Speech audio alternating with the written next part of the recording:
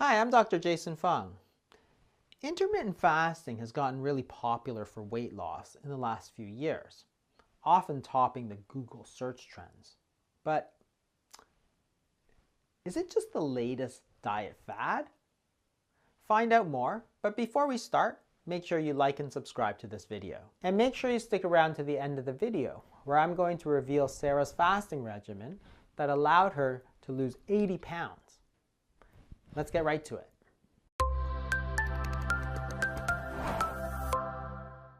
Fads are like trends or crazes. They're intense and they're widely shared enthusiasms, but they tend to be very short-lived. Think about fanny packs and fidget spinners, for example. And there's been lots of fad diets over the years. You can think about things like the baby food diet, for example, or cabbage soup diet, diets for your blood type, and all different kinds of diets. And some of them work, some of them don't. They get very popular for a short period of time, and then they sort of disappear as everybody sort of realizes that maybe they're not so good in the long term. So is fasting just another fad diet? So if you look at the trends in how often we eat over the last few years, you can look at the NHANES survey, which is a large American survey which measures many things, but among them, how often Americans are eating.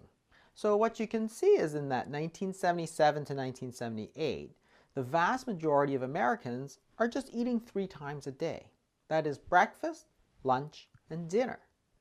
And over the decades, it slowly changed. So by 2004, 2005, most Americans are now eating close to 6 times a day, almost double what they were just a generation ago. So not only are they eating breakfast, lunch, and dinner, but they're eating breakfast, snack, lunch, snack, dinner, snack. They're filling their entire day with eating, in other words. So what's happened over these last few decades is the disappearance of the daily fasting period. In the 1970s, people were eating generally dinner at 6 p.m. and then eating breakfast at 8 a.m. So there's actually a 14-hour period of fasting that happened every single night without even thinking about it. By the 2000s, people are eating constantly throughout the period, and so when they get up, people are saying, oh, you have to eat as soon as you get up. Breakfast is the most important meal of the day. And they weren't stopping eating until they went to bed. So that fasting period has gradually gone away.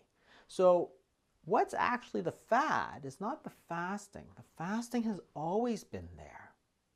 In fact, it's even in the English language. The word breakfast is the meal that breaks your fast. And you can't break a fast if you're not fasting. What the real fad is then is this constant eating that we see that's been only since the 2000s, which has coincided with the explosion of the obesity epidemic. So we can go back in history and really look at what people used to think of this period of not eating, what they thought about fasting. Was it the fad? And you can go all the way back to the ancient Greeks. So if you go back to Hippocrates, he was called the father of modern medicine. And he was a great believer in fasting. He used to prescribe it with or without medicinal tea for all kinds of things. In his books, he wrote about treating fevers, diseases in crisis states, colds, flus, arthritis, and all kinds of metabolic disorders. In fact, he thought so much about fasting that he called it the physician within. And the reason for that is that when people get sick, you can see that they lose their appetite. So if you get the flu, for example, you don't want to eat. And that's a natural reaction because it's so-called fasting instincts. And you see it not just in humans, but in dogs and cats and everybody, because you're bolstering the ability of the immune system to fight off infections with the fasting. But it wasn't just limited to Hippocrates. In fact, most of the ancient world thought this way. And most of the major religions also have built into their practices days of fasting. So it wasn't just 1 or 2 people that thought that fasting should be a part of the natural way you eat. It was most of the world. Some of the most famous in history have also endorsed fasting. Benjamin Franklin, for example, renowned for his wide skill and knowledge in so many different areas, said, "The best of all medicines is resting and fasting."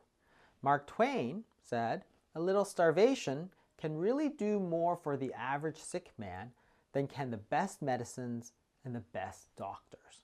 So, what you can see is that when you're looking at dietary fads, it's actually the opposite of what we expected. Intermittent fasting and fasting in general is not a fad. It is literally the oldest dietary intervention known. What's a fad is the eating all the time. Fasting has been around for several thousands of years, whereas constant eating has only been around for a few tens of years, 30, 40 years, during which time we've seen an explosion of obesity.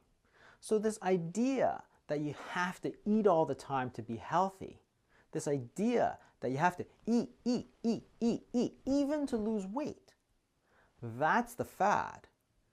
And it translates into the way we even teach our kids. So in the past, we would tell our kids not to snack.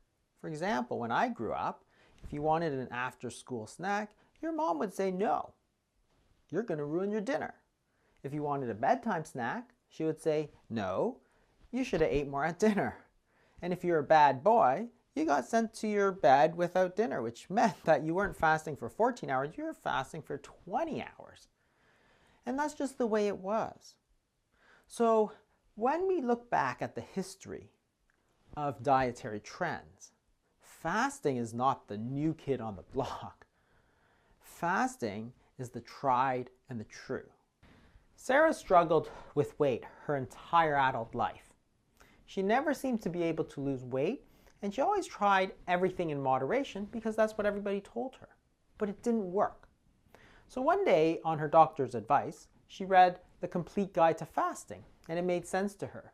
So she started a low-carbohydrate diet and added some intermittent fasting. That really seemed to click. She was finally able to lose the weight, and she's down 80 pounds. She's getting very close to her goal weight, and while she didn't have any health problems, she was pretty sure she was on the way to type 2 diabetes. So what fasting regimen did she use? On most days of the week, Sarah used either a 16 or an 18-hour fasting period. This is a strategy known mostly as time-restricted eating. And once a week, she would throw in a longer fast. Sometimes she would do multiple days of longer fast. Maybe once a month, she might do alternate daily fasting where she would eat on alternate days. What was her biggest tip? Mix it up. So in order to keep things fresh, you can alternate the fasting periods. There's different ways to do this. You can alter several things. You can alter how long you're fasting for. And in this case, Sarah would alter 16 hours, 18 hours sometimes 24 hours, sometimes 36 hours. But it would change so you keep yourself fresh. But you can also alter other things like what's allowed during the fast. So perhaps you might do a very strict water fast one time, and perhaps another time you might do something more lenient. But the key is to keep your body guessing, keep yourself from getting stuck in a rut, and change it up. You'll find that the weight loss comes a lot easier if you do that. Thanks for watching, everybody. Remember to like the video, subscribe, and hit the bell for notifications. I'll see you next week.